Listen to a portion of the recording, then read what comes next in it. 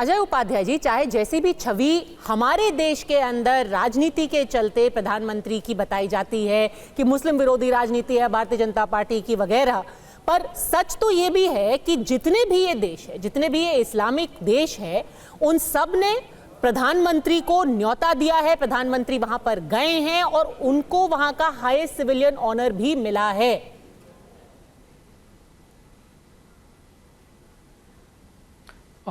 जोशी जी, बहुत बहुत धन्यवाद। पहली बात कि प्रधानमंत्री जी को जो भी ऑनर मिला है, मुझे बेहद खुशी है, कांग्रेस पार्टी को बेहद खुशी है कि भारत के प्रधानमंत्री को गल्फ कंट्री के देशों ने हमें ऑनर दिया।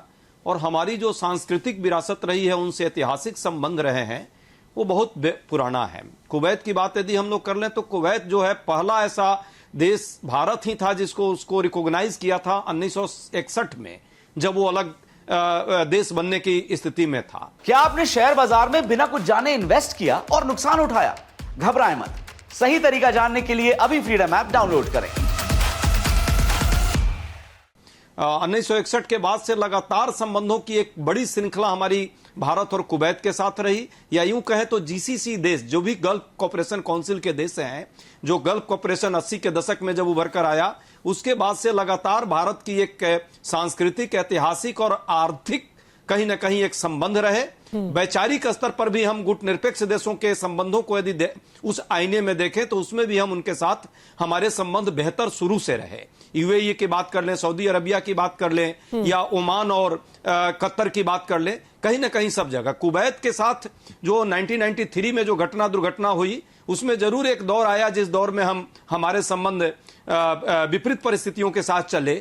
2000 ये जो 6 दिसंबर जो 92 की घटना थी, उससे भी बहुत सारी चीजें उथल पुथल थी।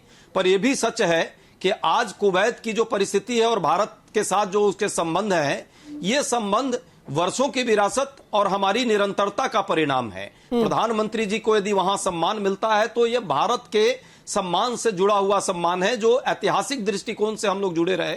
और आज भी एक बात जरूर आई है जो राजनयिक साहब ने कही कि भारत के संबंधों में जो है कहीं ना कहीं हम कुवैत जाने में देर कर दिए। ये बात सच है कि 81 में इंदिरा जी गई थी, लेकिन उसके अलावे लगातार उनके साथ हमारे संबंध रहे। 2013 में उनके भी राष्ट्राध्यक्ष जो है वो आए थे। डेमोक्रेसी एक बड़ी कहीं ना कहीं एक फैक्टर है कुवैत के साथ। एकमात्र गल्फ का कोऑपरेशन काउंसिल का देश है यूएई के बाद जो लिबरल अप्रोच के साथ काम करता है। आज भी वहां कट्टरता कम है, और वो लोग यदि सम्मान कर रहे हैं तो ये सम्मान ओवरऑल भारत की सांस्कृतिक विरासत को, भारत की डेमोक्रेटिक सिस्टम को, भारत के लोगों का सम्मान है। 10 लाख से ज्यादा लोग वहां रहते हैं प्रवासी, 30% प्रवासियों का जो है वहां पे वर्क फोर्स में रोल है, और भारत के बिना उनकी भी जो परिस्थिति है वो नहीं चल सकती। हमारा एक बड़ा रेमिटेंस भी वहां से आता है।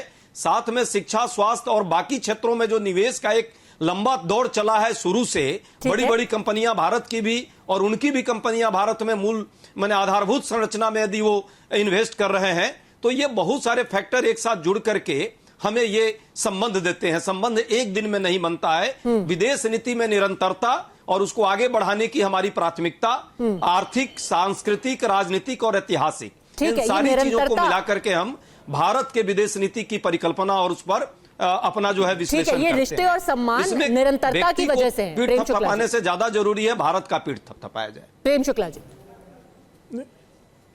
निश्चित तौर पर देखिए, विदेश नीति जो है उसकी प्रगाढ़ता में निरंतरता का हमेशा योगदान होता है।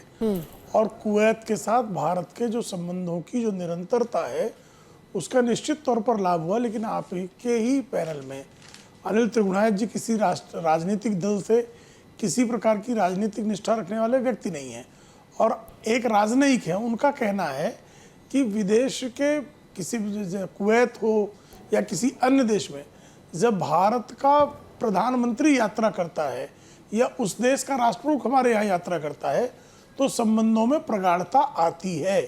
हम विविध द्विपक्षीय जो हमारे बीच में अनुबंध होते हैं उस पर हस्ताक्षर होते हैं। हमारे जो व्यापार संबंध हैं वो और प्रगाढ़ होते हैं। हमारे सांस्कृतिक और राजनयिक संबंधों को प्रगाढ़ करने का एक सुअवसर होता है। तो ऐसे में आदरणीय नरेंद्र मोदी जी की यात्रा निश्चित तौर पर इस प्रगाढ़ता को में अभिवृद्धि करने वाली है। जहाँ तक प्रश्न है, जैसा भाई अजय उपाध्याय जी ने कहा, यह निश्चित है कि वहाँ आदरणीय नरेंद्र मोदी जी का प्रधानमंत्री का अभिनंदन, उनको किसी भी अवार्ड से कन्फर किया जाना, यह जो है समग्र भारतवासियों का, समग्र भारत का सम्मान है, भारत के प्रधानमंत्री होने के नाते है। अगर उनको यूएई सम्मानित करता है, सर्वोच्च उनका अलंकरण है, उससे अलंकृत करता है, या बहरीन अलंकृत करता है, या कतर अलंकृत करता है, तो एक व्यक्ति का सम्मान नहीं है, वह 140 करोड़ भारतीयों का प्रतिनिधित्व करने वाले प्रधानमंत्री का सम्मान है। पर भुवन भास्कर जी कह रहे हैं कि वहां जाकर के कहीं किसी ने बोल दिया कि आपने काउंसिल के सदस्य देश हैं, उन सबका जो है इसे सम्मान है। कहीं वो याद दिला देंगे कि चुनाव के दौरान आपने मंगलसूत्र को लेकर के जो स्पीच दी थी, तो जी इतनी हल्की बातें राजनीति में की नहीं जाती हैं, जोशी जी कर सकते हैं। आपके ध्यान में ला दें कि इस तरह के ही श्रीमान आजम खान की पार्टी के एक नेता हुआ करते हैं, एक उबैदुल्ला आजमी, जो किसी जमाने कांग्रेस के नेता थे। ये सब 90 के दशक में कहते थे कि अगर राम मंदिर का निर्माण हो गया तो खाड़ी देश तेल देना बंद कर देंगे। ये धमकियां देते थे कि अनुच्छेद 370 संशोधित हो गया तो आपका जो है खाड़ी के देशों से संबंध टूट जाएगा। आप बताइए, अनुच्छेद 370 में संशोधन के बाद यूएई ने और सऊदी अरेबिया ने बाकायदा जम्मू एवं कश्मीर में इन्वेस्टमेंट किया है। आज राम मंदिर के भव्य दिव्य निर्माण के बाद खाड़ी देशों में भी मंदिरों का निर्माण हुआ है। तो इस तरह की धमकियां आप कृपा करके देने का, आपके मंदिर, इसी से ज्ञात होता है कि आप अंतर्राष्ट्रीय राजनीति का कितना ज्ञान रखते हैं, इसी से प्रकट हो जाता है। जोशी जी, आपके इस ज्ञान को प्रणाम है।